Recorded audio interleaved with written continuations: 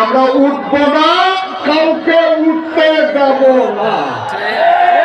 কান দিয়ে দশটা আলগা বেরোনো যায় মাসিতে উঠোন কি বসা না বলছো মাত্র শুরু হয়ে হইছো।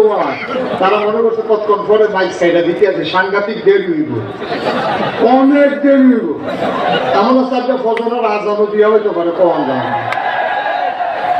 মার হাবা পায় না রে, মার হাবা। তাহলে আমরা অন্যায় করবো না, কাউকে অন্যায় করতে দেব না। সবাই রাজি আছে ইনশাআল্লাহ? আল্লাহ যেন কবুল করে, সবাই বলে না আবে। এই রাজিটা যদি আমরা আগে বলতেন, আপনার রাজিরা এই যেহেতু খাইছে বিপদ বাক্তির তো নাম দেয়। এবার রাজনীতি করছো না, যদি আবার চলি চিল্লামাই কেউ না। হ্যাঁ আছে, রাজি আছে, রাজি 2-3 বার করছে। আমি ওনার সাথে পরিচয় হয়েছিলাম। মারহাবা পান তো সবাই পান মারহাবা। আজকে তুমি সুন্দর করে আল্লাহর দেওয়া বিধান করে সুন্দর করে মানা শুরু করো, যে কলেজে বেরোনা পড়ে এতে বাথরুমের মতো দাঁড়িয়ে হোক, কলেজে পড়িনা ফলা না, ইউনিভার্সিটি খোলাফেলা পড়িনা ফলা না, বাথরুমের মতো দাঁড়িয়ে হোক। দাঁড়িয়ে হওয়ার লগে লগে তার ক্লাস আর মনে লাগে টিটকারি মানা শুরু করবো।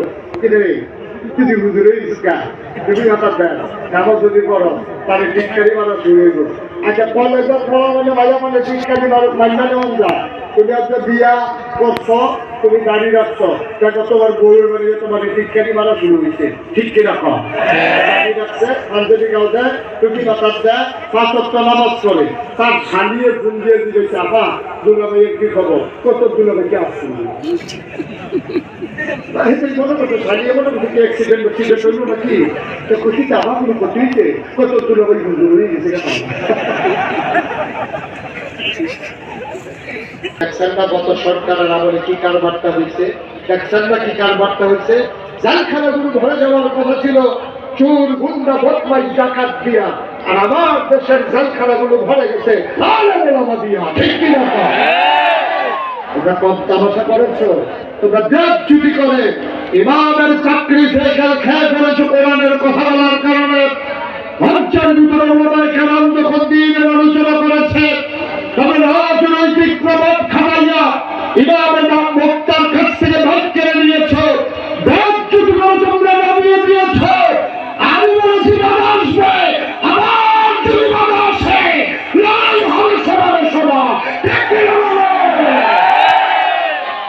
শতকরা ৯২ জন লোক মুসলমানের দেশে, যে দেশ মসজিদের দেশ, যে দেশ মাদ্রাসার দেশ, যেই দেশে লেংটির বদলে হকারে বীর বসা গালে বড় বড় লুঙ্গি পরা শিখিয়েছে, হারামের জায়গায় কলমা পড়তে শিখিয়েছে, টিকির বদলে টুপি পড়তে শিখিয়েছে, স্ত্রীর জায়গায় মোহাম্মদ দেখতে শিখিয়েছে, যেই দেশে শতকরা ৯২ জন লোক মুসলমান আশার নামাজ পড়ে দুরূদ পড়তে পড়তে যে দেশের মুসলমান ঘুমোতে যায়, ফজরের আযান শুনলে আমার তাদের ঘুম ভাঙে।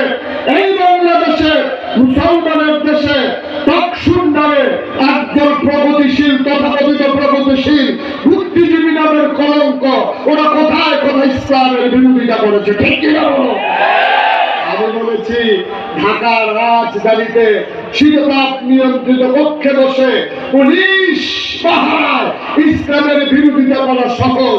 বাংলাদেশ দেশের জমিনে এসে বলো পিঠায় চামড়া নিয়ে ঢাকা দেওয়া যাবে না।